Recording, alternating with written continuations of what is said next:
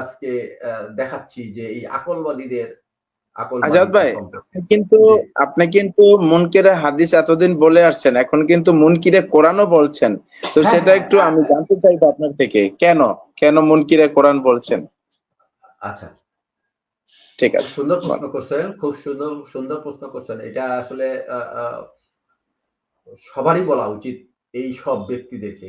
কারণ মুনকিরে হাদিস বলতে আমরা বুঝি যে রাসূল সাল্লাল্লাহু আলাইহি ওয়াসাল্লামের হাদিস, হ্যাঁ? অস্বীকারী। কিন্তু এরা তো রাসূল সাল্লাল্লাহু আলাইহি ওয়াসাল্লামের হাদিস অস্বীকারী না। এরা তো মূলত কোরআন অস্বীকারী, অর্থাৎ মুনকিরে কোরআন। দেখবেন কোরআনের আয়াতগুলোকে যখন এদের কাছে নিয়ে আসা হয়, তখন এদের যে আল্লাহ যেই উদ্দেশ্যটা দিছে, আল্লাহ যেই উদ্দেশ্যে কোরআন নাযিল করছে, আল্লাহ যেই আ বিধানটা দিচ্ছে, এই বিধানটা তাদের কাছে দরকার নেই। তারা আকল দিয়ে তাদের বিধান করবে, মানবে। মানে বানাবে, নতুন করে বানায়। অর্থাৎ আল্লাহর বিধানকে তারা অস্বীকার করে। এই কারণেই তাদেরকে বলা হচ্ছে তারা মুনকিরে কোরআন। তারা মূলত হাদিস অস্বীকারীও না, তারা অন্য কোনো কিছু না। তারা মূলত নাস্তিক্যবাদ এজেন্ডার বাস্তবায়নের জন্য তারা হচ্ছে মুনকিরে কোরআন। অর্থাৎ তারা কোরআন অস্বীকারী, তারা ইসলাম বিদ্বেষী, তারা মুসলমান বিদ্বেষী, তারা আলেম বিদ্বেষী, তারা মাদ্রাসা বিদ্বেষী, তারা সকল কিছুর মুসলমানদের যা কিছু আছে সমস্ত কিছুর ভিতরেই এদের সমস্যা আছে। আচ্ছা, ফরহাদ ভাই আপনার ডিভাইস নট কানেক্টেড দেখাচ্ছে। আপনি একটু ডিভাইসটা কানেক্টেড করেন, তাহলে আমরা আপনাকে দিতে পারবো ফরহাদ ভাই। জি, এই হলো বিষয়। তাহলে কি আমরা ভিডিওতে যাবো নাকি? আচ্ছা, আচ্ছা। ফরহাদ ভাই আপনি একটু করেন, ডিভাইসটা কানেক্ট করেন, তাহলে আমরা আপনাকে নিতে পারবো। ঠিক আছে? একটু আরেকটু কন্টিনিউ করেন আজাদ ভাই, কন্টিনিউ করবেন এইভাবে যে তারা কিভাবে এই বিষয়গুলো অস্বীকার করছে, সেটা যদি আপনি একটু দালিলিকভাবে প্রমাণ করতেন। আচ্ছা, দালিলিকভাবে প্রমাণ মানে কি? যেমন তারা প্রথম যেটা অস্বীকার করে সেটা হচ্ছে সূরা বাকারার ১৫১ নম্বর আয়াত।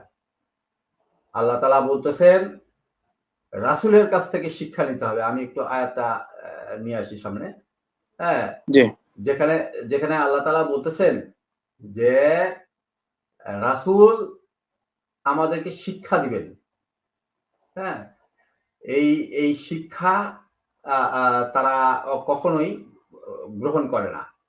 এই জায়গায় তাদেরকে যখন বলা হয় যে ভাই এই যে এখানে যে বলা হইছে যে এই যে শিক্ষার কথাটা, কি বলে রাসূল শিক্ষা দেয়। এই যে এই অংশটা এই অংশটা আল্লিমুহুমুল কিতাব ওয়াল হিকমা। জি, তারা এই জায়গাটা তারা কখনো করবে না। মানে আপনার হচ্ছে কোনোভাবেই তারা এই জায়গাটাতে আসবে না। অর্থাৎ তারা রাসূল সাল্লাল্লাহু আলাইহি সাল্লাম, এই কোরআন বলতেছে রাসূল সাল্লাল্লাহু আলাইহি সাল্লাম আমাদেরকে কোরআন শিক্ষা দিবে। কিন্তু আল্লিম শব্দটা একটু হাইলাইট করেন। আল্লিম শব্দটার অর্থ কি, এটা একটু হাইলাইট করেন। আল্লিম অর্থ বুঝিয়ে দেওয়া, শিক্ষা দেওয়া, ব্যাখ্যা করে দেওয়া। হ্যাঁ, এই যে বাংলাটা আমি হাইলাইট করছি। আপনি একটু বলেন আল্লিম শব্দটাকে, একটু এটার শাব্দিক অর্থ বলে তারপরে এটার অর্থটা কি দাঁড়ায়, মাফহুমটা কি দাঁড়ায় ওটা। এটা আপনি ডিসকাস করিয়েন। আমি আসলে শর্টকাট করে ছাড়ে দিতে চাচ্ছি আরকি। হ্যাঁ? ঠিক আছে। এখন কারণ আমার সত্য কথা যেটা সেটা হচ্ছে যে কোরআন এই আরবি সম্পর্কে আমি তেমন বিজ্ঞ নই। ঠিক আছে। আপনি আগে পারেন। ঠিক আছে। আচ্ছা। তো না, সত্য সবসময় সত্য এবং সেটাকে স্বীকার করা হচ্ছে মুমিনের কাজ, মুসলিমের কাজ। হ্যাঁ? এইজন্যই আরকি। তো আমি বুঝ নেই হচ্ছে আলেম সমাজের কাছ থেকে। আমি ওই আকলবাদিতার উপরে বুঝ নেই না। হ্যাঁ? তো যাই হোক। তো তারা, আপনার প্রশ্নটা ছিল এরকম যে তাদেরকে কেন মানে আ দু একটা এক্সাম্পল চাচ্ছিলেন যে কি কারণে তাদেরকে মুনকারে হাদিস বলা হচ্ছে। এটা মুনকারে হচ্ছে কোরআন আপনি বলছেন। সরি মুনকারে মুনকারে কোরআন কোরআন বলা, বলছেন। জি মুনকারে জি। কোরআন বলা হচ্ছে।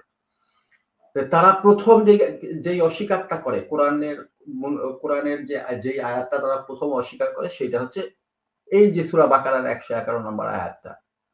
তারা এই কোরআনের যারা একটা আয়াতকে অস্বীকার করবে তারাই তো মুনকারে কোরআন।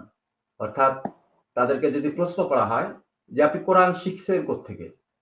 মানে কোরআন কার কাছে শিখবেন? তখন তারা বলে যে আল্লাহ শিখায়।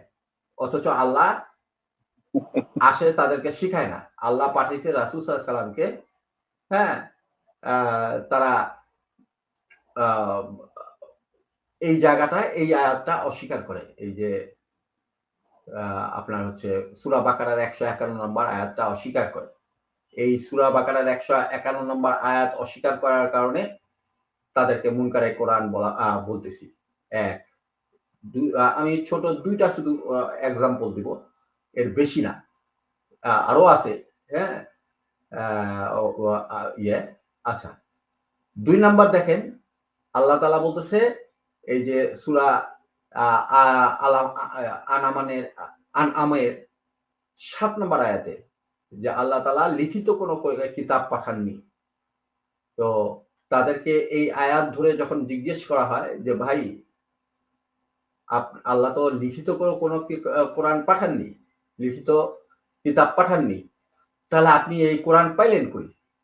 হ্যাঁ? তারা তখন বলে যে আল্লাহ লিখিত কোরআন পাঠাইছে। নাউজুবিল্লাহ। আরবিটা আনেন, এই আরবি যে শুনছেন কেন? আচ্ছা, আচ্ছা। তো আনতেছি। আয়াতের আরবিটা, মূল আরবিটা আনেন। হ্যাঁ, এই যে এরপর মূল আরবি অনুবাদ এখানে আছে। আচ্ছা। হ্যাঁ, তো এই যে ৭ নম্বর আয়াতের মধ্যে এটা ঠিক। স্পষ্ট করা আছে যে আল্লাহ তাআলা লিখিত কোন কিতাব পাঠাননি, কোরআন পাঠান নাই। মানে এই কোরআন লিখিতভাবে আল্লাহ তাআলা পাঠাননি। অথচ তারা এইটাকে বলে যে না আল্লাহ লিখিত কোরআন পাঠাইছে। নাউজুবিল্লাহ। এই যে ২ টা আয়াতকে তারা অস্বীকার করলো, এই ২ টা আয়াতকে অস্বীকার করলো যারা তারা তো কোরআনকে অস্বীকার করলো, তারাই তো মুনকারে কোরআন। আমি মনে হয় আপনার প্রশ্নের জবাবটা আ দিয়ে দিছি আ আবু আব্দুল্লাহ জি, ভাই। আলহামদুলিল্লাহ। বেশ সুন্দর করে দিয়েছেন আলহামদুলিল্লাহ, এবং যথার্থ ২ টা আয়াতই আপনি উপস্থাপন করেছেন।